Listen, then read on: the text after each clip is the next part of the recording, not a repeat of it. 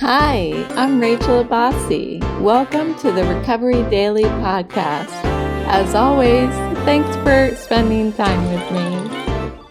Hello, and happy rainy Wednesday.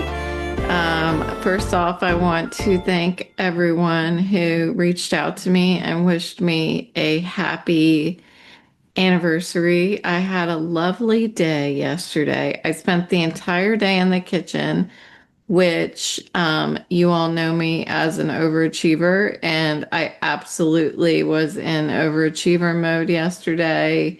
I know I shouldn't have, but I did. And I had a screaming headache by the end of the day. But what I did, so do as I say, not as I do.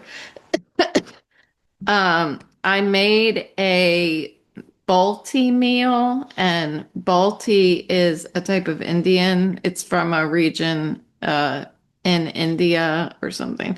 And so there's a specific pan called a Balti pan, and it's like a miniature wok. That's what it looks like. And so I made a Balti meal. I made a chana dal masala, and I made homemade naan, which I knocked out of the park. This is like the fourth time I've tried to make naan, and I finally figured it out. So, it was like eating a cloud of bread, and so you use it to like eat the dal, which was delicious and like just ever so slightly spicy. And then I made a spicy potato um, dish, and that was like, I don't know, amazing. I tried to make that one before also, and like you're supposed to boil the potatoes ahead of time and then cut them up and put them in the dish. And last time I tried to make it, I didn't read that I needed to boil the potatoes ahead of time. So, yeah, it just didn't work out. I mean, it was edible finally, but it took twice as long to cook and blah, blah, blah. But it was super amazingly delicious. And then yep, that's not all. I made a double-decker vanilla cake. And that's the first time I've made a double-decker cake with like the icing in the middle. Everything was from scratch. It was amazing. Every dish had a mistake, which is kind of funny, but everything was still edible. It wasn't like for the cake, I got about a third of the way through baking it and realized that I didn't put any baking powder in the cake. So I was like, oh my gosh. Because when I put it in the oven, I was like, I knocked it out of the park. Like, this is going to be an amazing cake. And then while I was sitting there thinking about the cake, I was like, how's it going to rise? I was thinking there was nothing in it that was for making it rise. And that's when I realized I didn't put the baking powder in it. And I went back and looked at the recipe again, and I saw where I was supposed to put the baking powder in. So, one of the things with my disability is reading. I have like I adapt my reading to do it in such a way that it doesn't hurt my head as much, but I inevitably miss things because I don't know how to explain it, but what I really should do is sit down with whatever it is that I need to read and slowly read it. But I don't have any patience. So I missed the baking powder. So what I did was I took it out of the oven and I used a sift, and I sifted the baking powder over the top of both cakes. And then I had a whisk, and I gently whisked the baking powder into whatever was still wet in the cake.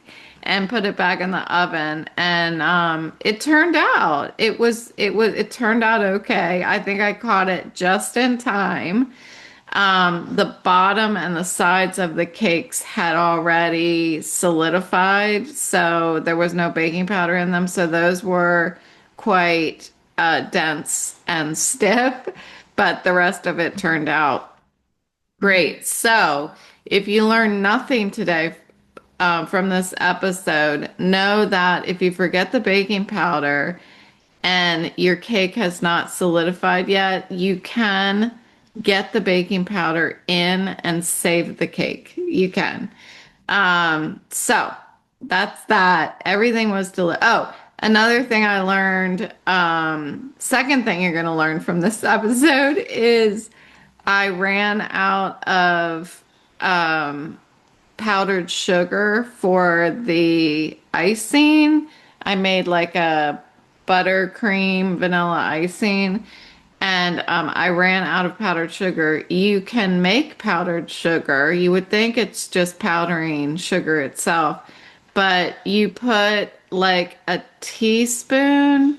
I don't know if it was a whole teaspoon. I think it was a teaspoon of cornstarch and regular sugar together, and then put it in a food processor and grind it until it's powder. It was pretty hard to get it to powder, although I was using my not so strong food processor. So my sugar was still a little grainy, so the icing was a little crunchy. But my husband was like, I like it. I like it. It adds a little crunch. And I was like, okay, he's so sweet. So that's another thing. You can make powdered sugar if you run out. And that's it. Those are my baking pieces, suggestions, advice for today.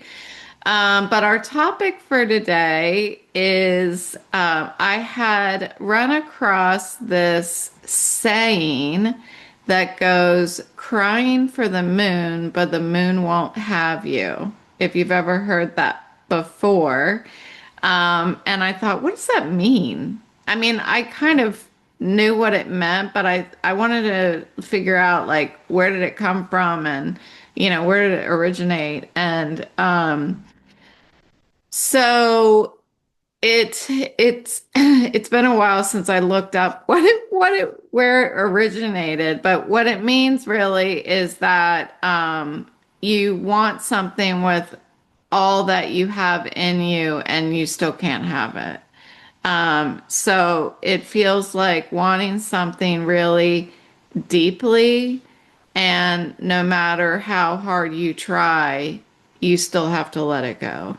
Um, and I think if I'm recalling correctly, it originated like that's what parents used to say to their little kids or something like that. Like, I don't know. Anyway, I love when I like come up with a topic and then I'm like, well, sorry though, I can't remember what it was when I researched it. It was a while ago when I came up with this topic. So, but I wanted to talk about it because it really resonated with me. And the example that I have, like there's two examples. It's both sobriety and post-stroke. Like no matter how much I wanted to not be an alcoholic, um, and I thought that life should look different for me, there was nothing I could do. I had to let it go. I had to set it free. And what just crossed my mind is it must have been 20 years ago. I was doing Tai Chi in my bedroom. I was still drinking back then. And I had put on, I wanted to give Tai Chi a shot. So I put on like some sort of YouTube video or something like that. Was there a YouTube back then? I don't think so. Anyway, I put this video of Tai Chi on, and one of the stances, and it sticks out in my head today still, is that you like put your arms up in the air like you are reaching for the moon, and then you swirl your arms around like your left arm goes under and your right arm goes over, like you're holding on to the moon. And then you open them back up and set it free again. And then you switch your arms and hold your right arm under and your left arm over like you just caught the moon. And then you open them up and set it free. And for some reason, I have always loved that stance. And it's always stood out to me. Because I guess, I'm all about imagery, and sometimes it just soothes me to do that stance that I'm holding the moon. So anyway, that's just kind of a side note, but it really resonates with me, post stroke, like wishing. If you're not looking at the video, Boris just sat up from on my lap and he's got his tongue hanging out, and he's adorable. Um, so yeah, sorry, I'm all over the place. Um, so like wanting my life back, wanting my old life back. When I was cooking yesterday, I thought, I'm really gonna suffer for doing this to myself all day. But I did it anyway. And there's something not right about that. There's a part of me that I feel like when I do that is wanting my old life back, is I'm resisting. I'm saying, screw my disability. I'm going to do this anyway. And then I'm going to suffer the consequences. I'm going to feel the physical pain. But isn't there emotional pain also that's attached try, when we want our body or our mind or this disease or invisible illness to go away, and we want to be the way that we used to be? Like, there is emotional pain in that. When Like, there's nothing wrong with loving who I used to be. There's nothing wrong with desire. But when that longing turns into resistance for reality, resistance for what's going on in my life right now, then that's when my suffering only gets worse. That's when I start feeling a little self-pity. Inevitably, when I start feeling physical pain from something that I'm doing because I'm resisting the fact that I'm disabled, when I feel the physical pain get worse, I feel sorry for myself. I don't know that I would translate that into like quote unquote why me thinking, but there is absolute suffering that deepens when I do that. I know it. Um, and I felt that way last night when I had this screaming headache. I thought, poor me, I can't do what I want to do on my 10-year anniversary. And then as that emotional pain deepens, it starts to feel permanent. That's what self-pity feels like to me. It feels like emotional pain that begins to feel permanent. And if I don't do something about it or recognize what's happening, the energy that I spend wishing that my life was different, is energy I could be spending living, adapting to the way that I need to be living with a disability. And then there's this realization that happens. And I'm telling you, It's over and over and over again. And I suppose in time, it's hard for me to grasp really that it's been um it's going to be 5 years since my stroke. I can't believe that. Every time I say that, I'm like in awe that I've been doing this for 5 years because unlike, I don't know, it just feels like it was yesterday that I started. I'm having a challenging time accepting it, I guess. And I know I'm not the only one. Um, but no matter how much I want, I can't have it. Like I still can't have it. Which is the crying for the moon, but the moon won't have me. And it feels like I'm failing because I'm used to that mindset of you can have whatever you want if you're willing to work for it, period. That's the way that I've lived my life. I've always told my kids that. So when I don't achieve something, like I mentioned, I wanted to be an astronaut when I was going to school, and then I ended up picking drinking instead of studying and doing the things that would lead me down that path. That by not doing the work, I felt like a failure. You know, when I think about, oh, well, I'm not an astronaut, that's because I didn't work hard for it. So it feels like I failed myself. Um, And in this circumstance, it's like there's nothing I can do, you know, and I have to get to those moments of realization. Again, it's over and over and over again. It's kind of like sometimes in like early sobriety, I would forget that I couldn't drink. I would forget that I was an alcoholic. And so I would keep having these repeated like moments of realization of, and all it is really um, recognizing reality. Like it's not exactly fighting it, but I have to like remind myself that this is who I am because it's not who I used to be for the longest time. For 46 years, I lived the way that I wanted to live. I could do essentially whatever I wanted to do.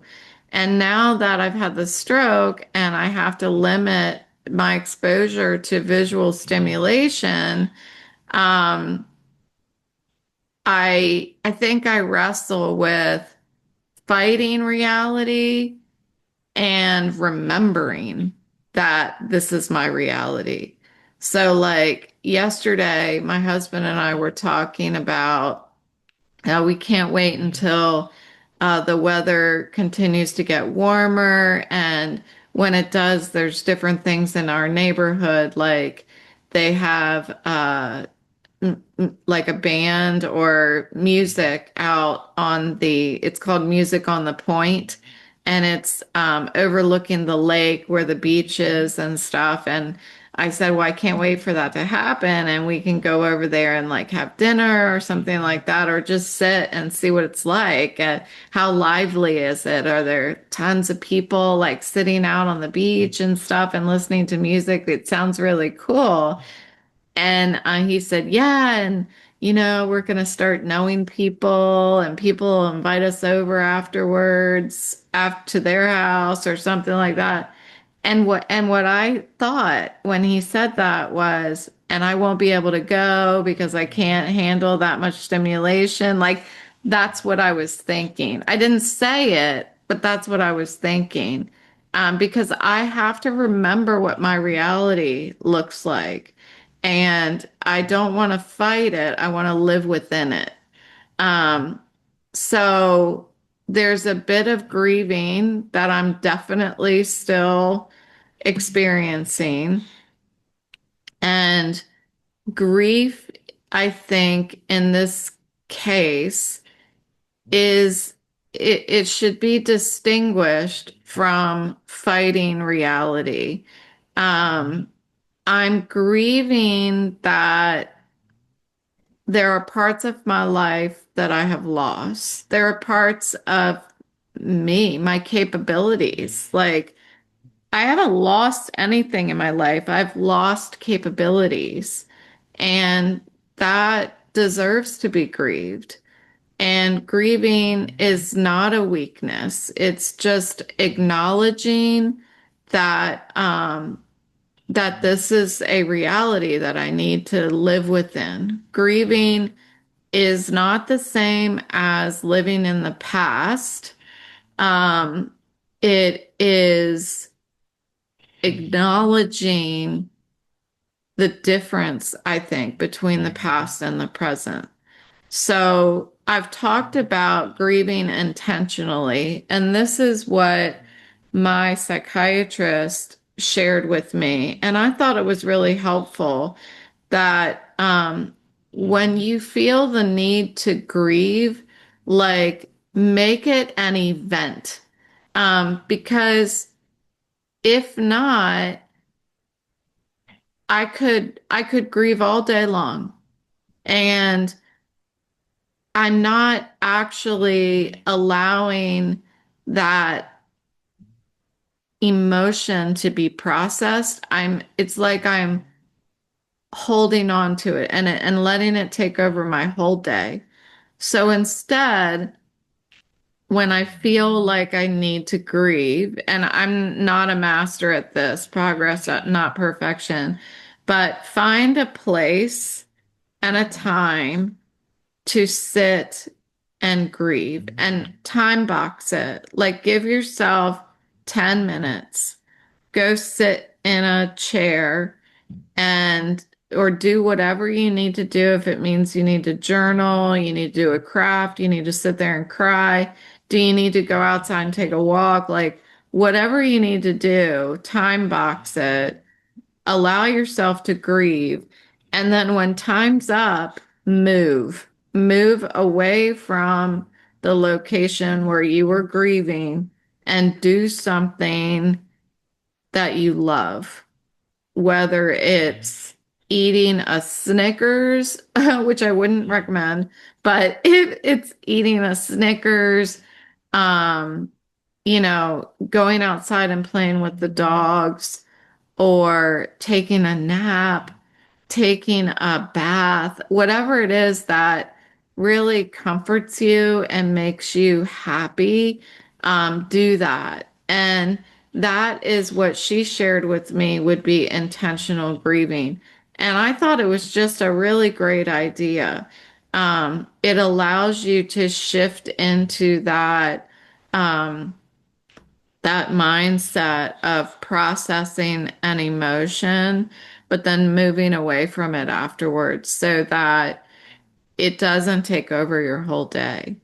So, in this saying of reaching for the moon, but the moon won't have you, what is it? Crying for the moon, but the moon won't have you. The moon represents something that is out of reach. And so what we can do is instead of reaching up for something that we can't have, um, looking around. So this brings in a little bit of gratitude, of course, but looking around at what is within reach, what is still possible for me today, what is right in front of me today. So when I was in early sobriety and I was like, oh, I can't ever go to a happy hour again with my friends. Like I've stopped being friends with all of my drinking friends. But instead of comparing my life to the way that it was before, like I actually started thinking about what do I have today that I didn't have before? And honestly, for me, it was awareness. It was like being able to, I saw the world completely differently than I did before I got sober.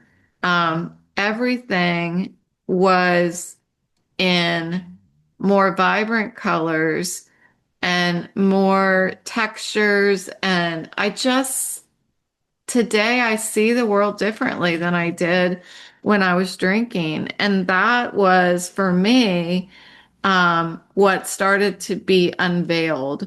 Like what is right in front of me? What am I able to do? And that's when I started doing my crafts and going hiking. And I used to like during around that time, that you might laugh at this, and I've never told anybody this. So this song, Your Body is a Wonderland, was out.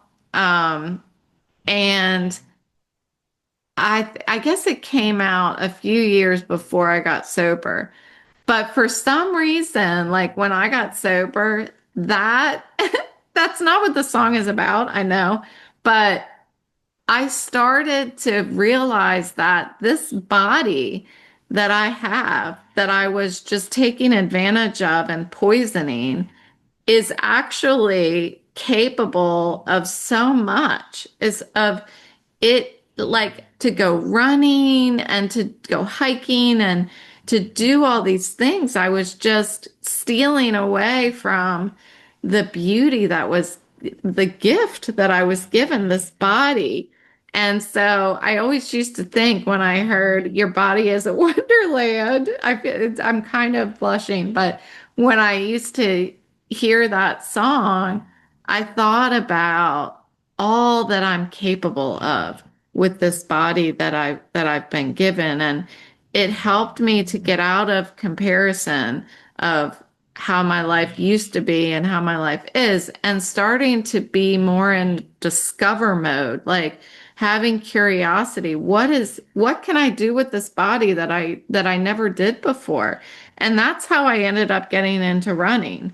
And I ended up being really good at it. I ended up running. It took a lot of training and a lot of discipline, but I ended up running 5Ks, and I did it by myself. Like I did go to a couple 5Ks, but the joy was in running like 3 or 4 5Ks a week just by myself in my neighborhood. And I just loved it. I absolutely loved it. And I turned that feeling of loss into an awareness of what I have. And I had so much more than what I thought I lost. So, um, I was able to, in that process, let go. So today, as I am adapting that mindset in stroke recovery, I'm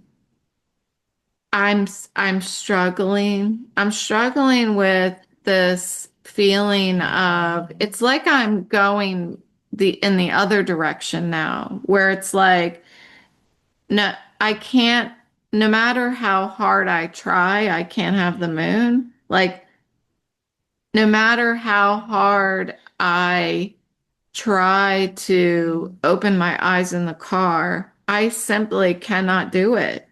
It makes me sick. Like I've tried, like I can definitely open my eyes a little more and like peek, but I feel sick if I open my eyes in the car. So, um, I'm learning like what my new capabilities are. And this is interesting. So, before, when I was getting sober, it was like my body is capable of so much more that I was taking advantage of it. And now, I'm so thankful that I went through that phase of my life I was, where I appreciated my body and all that it was capable of, because now I'm actually shifting into this like creativity mode. So I was before trying to move my way through, like physically move my way through the grieving, move my way through the shift in mindset. And today I'm trying to create my way through the mind shift, so with my painting and my embroidery and the gardening and sewing, like all of these crafts that I'm doing, um, I'm finding a way to travel, to move within me, within my mind, um, to get the capability back. Um, I can't travel, or I should say, I choose to not travel because of the negative effects it has on my health. So I am exploring ways to travel through creativity, through painting, and through, like, if I can't go visit somebody, what I can do is create an embroidery project for them, or make a quilt for them, or crochet something, or, I'm finding ways to expand my creativity so that I can travel inward. And that has really opened up another layer of the world for me. Um, I have needed to heavily rely on faith in order to expand that part of me, because when I'm not feeling well and I start feeling that self-pity, I have a hard time traveling anywhere between my ears.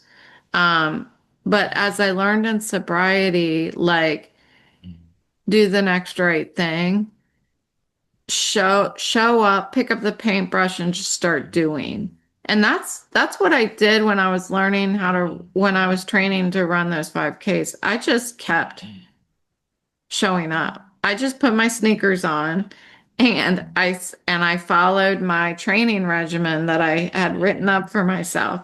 Even when I couldn't see what was going to happen. I didn't understand how my life was. I didn't know I was going to eventually be able to run 5Ks and do it 4 times a week, right? I just did it. I just showed up. And that's what I'm doing now in a creative sense. Like, I am trusting that there is more ahead for me. I'm showing up like I mentioned, I think it was yesterday, when even when I don't understand. Um, as I keep mentioning lately, like this, what felt like a dead end when my physical capabilities became limited. It was a repositioning. Um, it's a redirection of what I'm going to explore now in my life. My life is not over. It is different. And even though I am unable to do a lot of the things that I learned how to do and trained this wonderland of a body to do during the 5 years between sobriety and my stroke, I even though I can't do those things now, there's a new path forward. And I think faith has helped me to be able to see that. I think that my family has helped me to see that. My psychiatrist has helped me to see that, and this podcast has helped me to see it, to talk through it. And now when I feel a little bit of like self-pity or feeling uncertain and feeling like I don't want to walk. I don't want to take another step forward. I don't want to do the next right thing. I need to interrupt that thought and acknowledge that this mindset is not helping me right now. So I need to change my environment. If I need to grieve, go to my grieving place.